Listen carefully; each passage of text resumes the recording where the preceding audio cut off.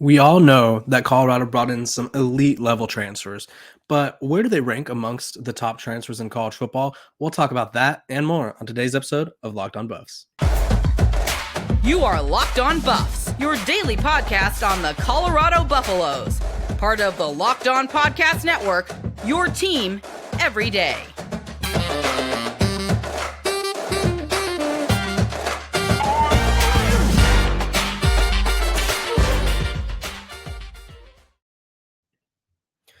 Welcome to Locked On Buffs. I'm your host Kevin Borba, as you can see right there. Today it will be a solo show, but I would like to point out, got a little background going, got some better lighting. We're moving up in the world. But today we're talking where the transfers of Colorado rank amongst the nation's best. I'll give you a preview: 5 in the top 100. We're going to talk about Colorado being ranked in the top 25 this early. I know, and then we're going to talk about Colorado to the Big 12 rumors being refuted, being reported. They're all over the place. So I'll discuss both sides of them, and you guys could decide which one you like better, I guess. But before we move on, this episode is brought to you by FanDuel Sportsbook, the official sportsbook of Locked On. Make every moment more with FanDuel.com/Locked On today to get started. Okay, so we all know it's no secret. Colorado has the number one transfer class in the country. That means of all the programs out there, USC, Ole Miss, Michigan State, Alabama, LSU, Texas, all these programs that are trying to use the portal to get them to that next step and win a championship and just be one of the best teams in the country, they don't have a better transfer portal class than Colorado. Number one in the country, which is huge for Deion Sanders, Coach Prime, in his first year, because he wants to turn it around quickly. We talked about it yesterday. On yesterday's episode, me and John, he told last year's roster, pack your bags, I'm bringing my own and they're Louis. And I feel like if you make a statement like that, you got to back it up. And back it up, he did. For starters, let's just go through 24/7 Sports dropped their top 100 transfers, or their top 150. But Colorado's had five of them rank in the top 100. Jimmy Horn Jr., the wide receiver out of South Florida, came in at number 100. If you don't know about him, me and John have talked about him frequently. He's probably one of the fastest guys on the team, if not the fastest. The other day on Twitter, a video went viral of him running a 4.340, which is very quick. Not that many people at the combine to run 4.340s. And so Jimmy Horn Jr., very fast, very electric. They could use him in the slot, out of the backfield, kick returner, punt returner. He could do it all. Kind of a gadget guy, if you will, who just needs the ball in his hands and he'll make something happen.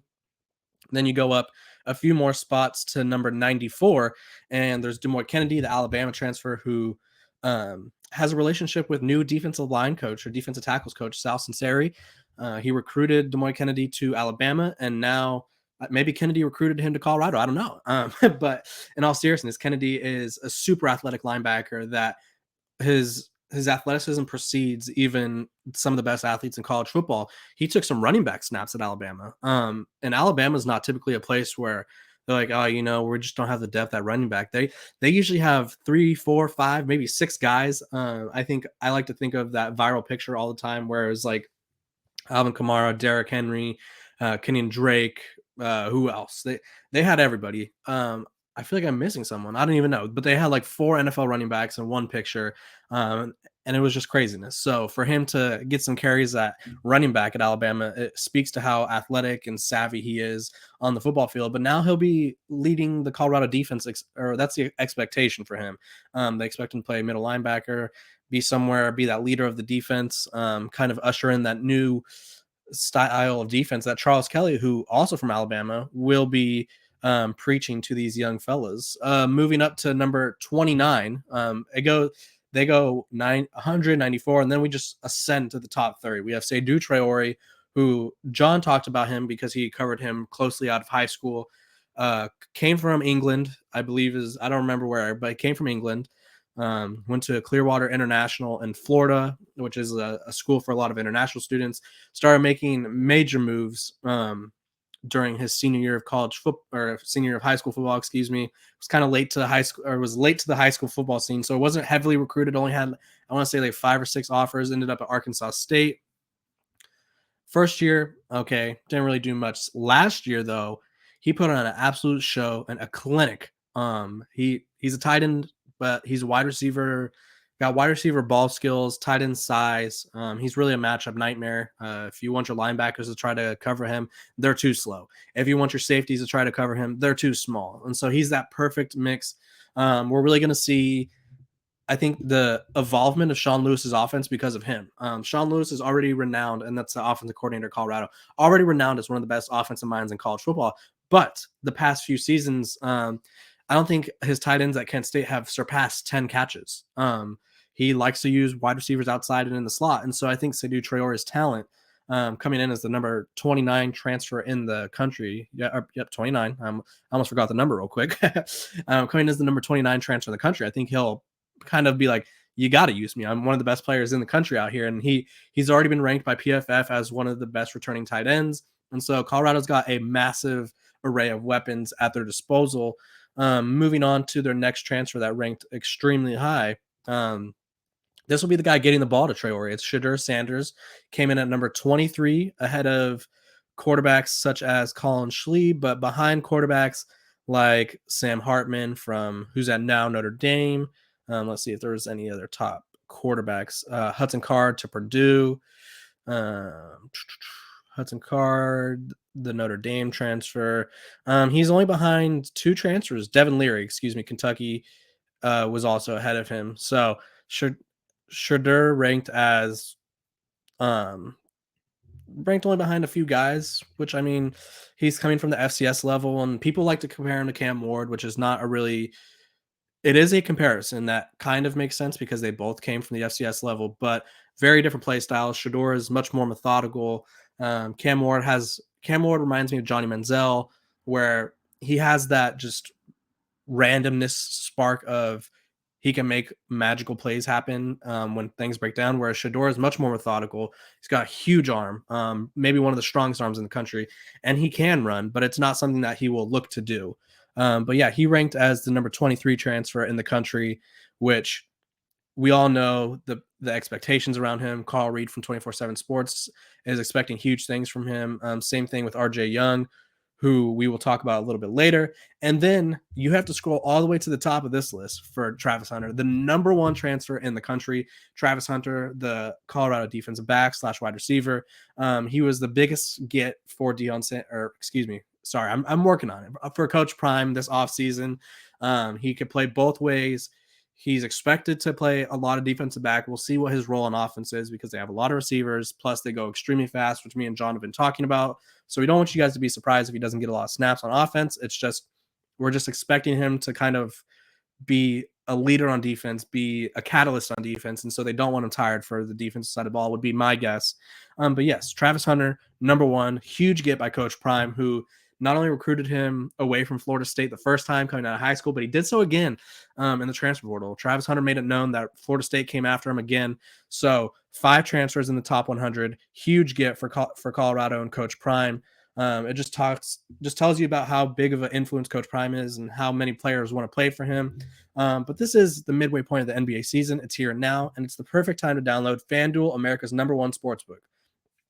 Because new customers get a no sweat first bet up to $1,000. That's bonus bets back if your first bet doesn't win. Just download the FanDuel Sportsbook app. It's safe, secure, and super easy to use. Then you can bet on everything from the money line to point scores and threes drained. I haven't looked at that many bets, but I had one the other day for that I told you guys about. Suns were only favored by 13.5 against the Thunder, who were missing Shai Gilgeous-Alexander. So just look out for lopsided matchups like that. You could do threes for Steph Curry. Say he makes 4 in a game, you could bet on that. Plus, FanDuel even lets you combine your bets for a chance at a bigger payout with the same game parlay. So don't miss the chance to get your no sweat first bet up to $1,000 in bonus bets when you go to FanDuel.com/lockedon. That's FanDuel.com/lockedon to learn more. Make every moment more with FanDuel, an official sports betting partner of the NBA. Okay, so we all know that Colorado has the elite transfers, and we all know that, well, a lot of the Buffs fans, and I respect it, they want them to win anywhere from 6 to 8 games. And I talked about that on my realistic expectations pod a few episodes ago, maybe last week. And I said 6 to 8 wins in the realm of possibility. Some people were calling for a championship. I feel like that's very early. But here's the thing. Colorado, sorry, I'm pulling up these rankings right now. I'm not distracted. Colorado has, I would say, a lower ceiling than a lot of people would think right now. But here's the thing. They have obviously the best transfer class in the country, top 25 recruiting class in the country.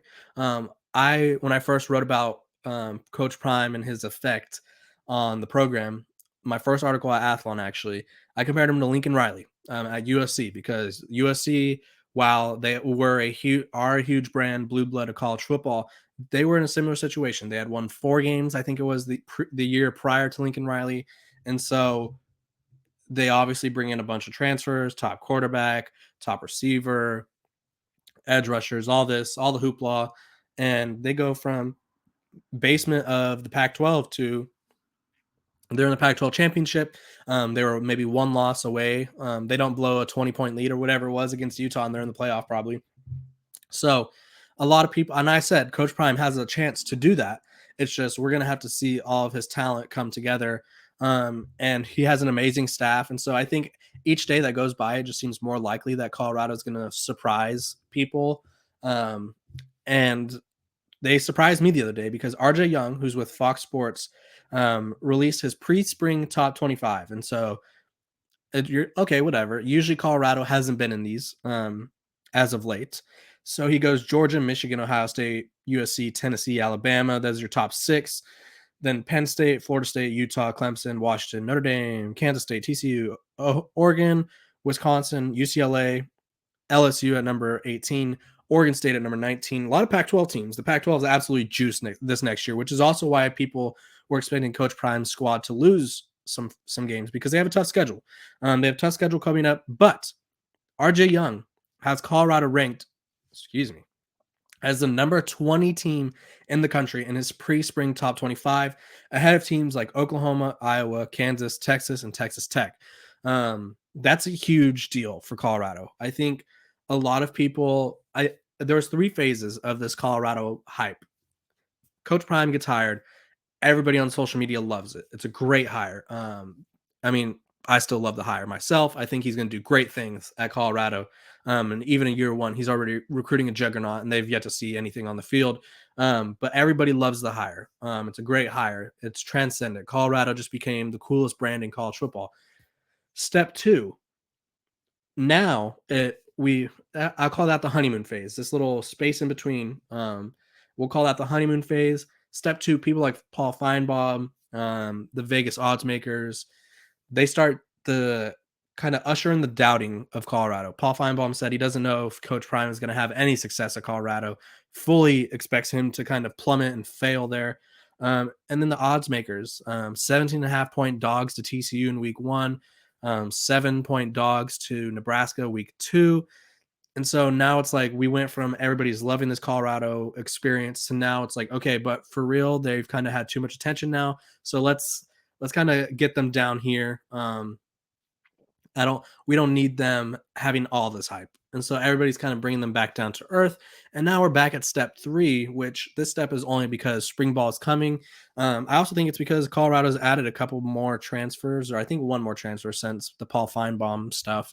They got Xavier Weaver from USF, the wide receiver, and they also have another chance to land Shane Hooks, who's a 6'4", just great athlete from Jackson State, via Ohio, via Florida. He went to high school in Florida, then went to Ohio, transferred to Jackson State to play for Coach Prime. And then he ended up being Shedeur Sanders' favorite target. So he announced that Colorado was in his top 5. We'll see where they end up. He did post on his Instagram post, Deion Sanders Jr., Deion Sanders' Jr., whatever, Deion Sanders Jr.'s song. Sorry, I'm trying to get the possession right. His song was the background song of his Instagram post, where he announced his top 5 of Cincinnati, Colorado, Texas A&M, UNLV, and I think it was Penn State, I think was the last school. I can't remember off the top of my head, but it was a top 5. Colorado was in it. Huge receiver, Shedeur's favorite target. But yeah, so now we're kind of getting to that point where we're looking ahead at spring and people are realizing, oh, just because they won one game last year, they might actually be good this next year.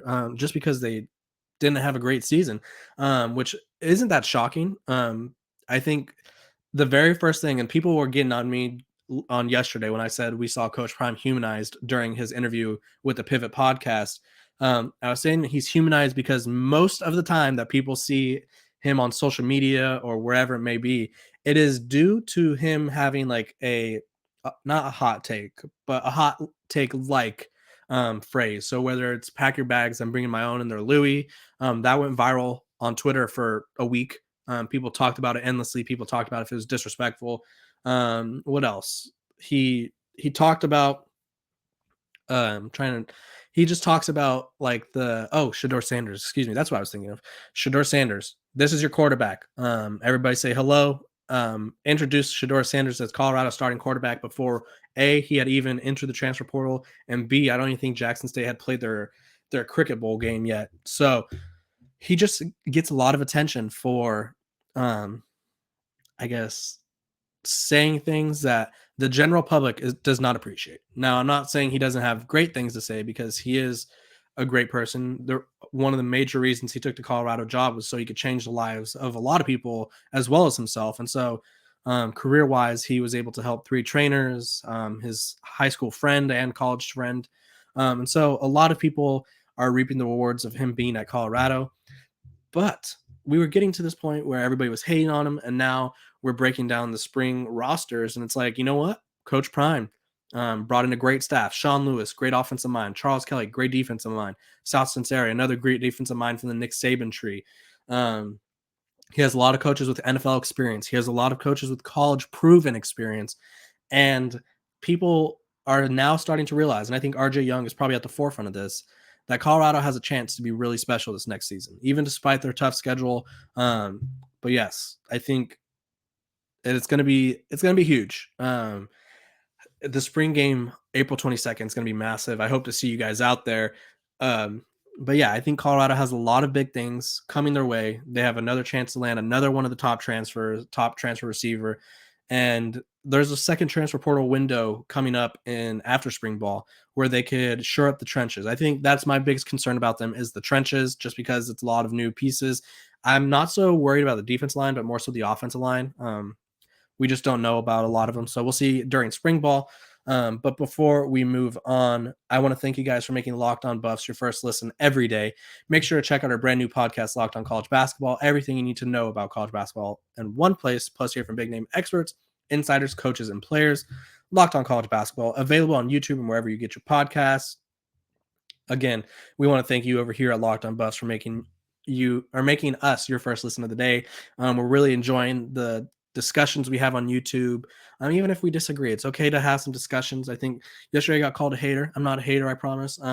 We're addressing calling Coach Prime as the asked to be called, which we will be doing so. It just kind of forced a habit. Obviously, some people call it ignorance. There wasn't any disrespect meant towards Coach Prime himself. I think you just talk about a figure like him your whole life, and you refer to him as how he was your whole life. He was referred to as Deion Sanders, but he is Coach Prime, and he will be called so on this podcast.